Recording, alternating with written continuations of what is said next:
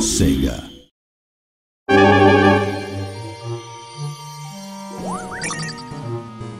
Castle of Illusion, one of the best-selling Genesis games of all time. It's the perfect game for us to develop with Disney. It's such a classic. People love Castle of Illusion. They've got such fond memories of it. Really passionate about the game and the experience that I had when I was young, and to try and offer that to the new generation and people that have experienced it before is, yeah, it's just a great feeling, really.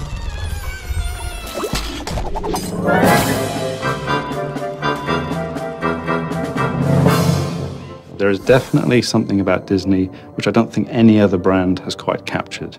It's Disney. It's a descriptive word in itself. Disney's renowned for its characters, for its visuals, for its animation, for its music. Everything that Disney touches has an air of magic to it, and they try to, as a company, try and encompass that in all their products. It doesn't matter if you're a core gamer, family gamer, whatever the gamer, you need to capture that sense of enjoyment, passion.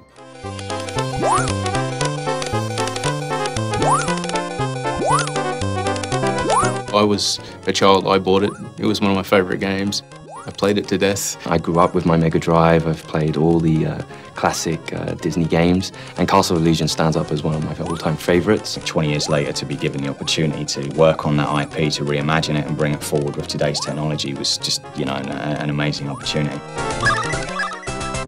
For us, it was important to just respect the original in as many ways as we could. What we wanted to do was just improve upon areas that we can improve upon, because we've got new technology, we've got new systems, a new tool set. We have to be very careful not to go and run with the game in a completely different direction. We have to embrace what was good about it to begin with. You'll see all the same familiar characters, you'll see the familiar worlds. All the themes that you remember in the original game are there.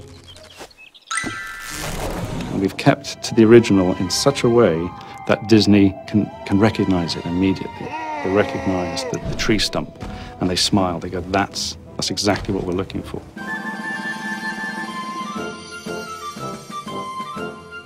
I think I employ 35 people that love Mickey.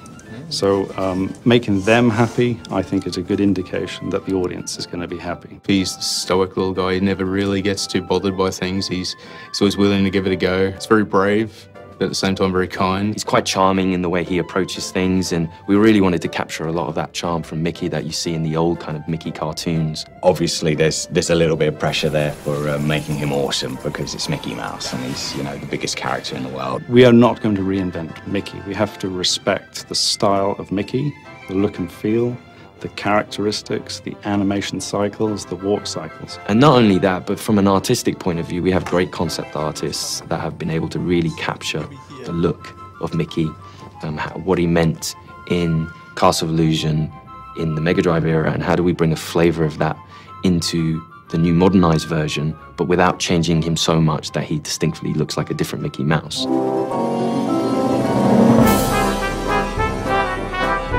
The world itself is it's enchanting, it's rich and full. I think one thing that I always sort of think about Disney is that a word or a spell, something's going to come to life. You know, just off to the corner, you know, something could just pop to life and come at you. The library is the first level where I've got a Disney moment. I'm jumping on the books. There's a puff of smoke, the dust. The books fall beneath my feet. And there's an enemy, and there's an A. It's a letter A, and it's attacking me. I don't know many games where a letter can actually scare a grown man. You just never know what's going to happen around the next corner. I think that's something that really keeps you engaged as a player. We didn't really diverge too much in the story. It's a very true Disney story. Mirabelle has come upon Mickey and Minnie out sort of having fun in the forest, like dancing away, and she's taken by Minnie's beauty and wants it for herself, so she steals her away, and Mickey, being the heroic little boyfriend, is, you know, runs off and chases after her, and he gets dragged into this castle of illusion where Mirabelle has set up all these traps. For those that know the original, to see what we've done with it, and for those that don't, for the new kids and anyone else that is new to the IP, and enough there to give them a little bit more of a story from start to finish.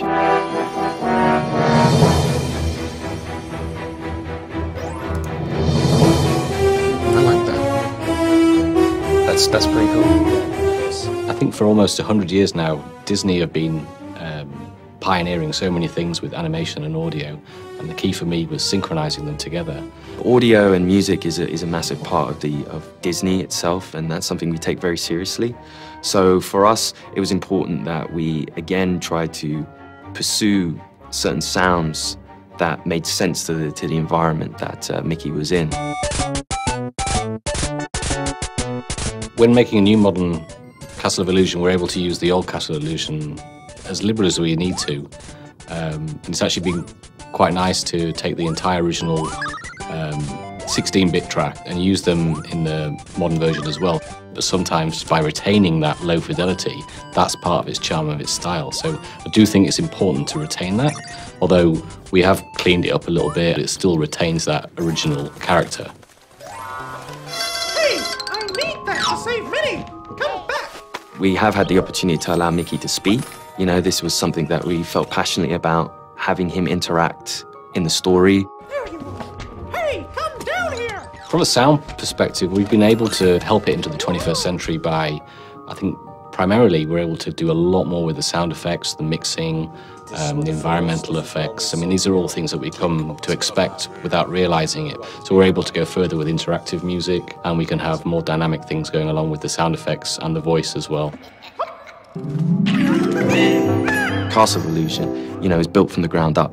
You know, from every point, from animations to music to environment to gameplay, everything is built from the ground up, and that's a really nice, exciting way of taking something that everyone holds dear to them and kind of improving that for the new generation.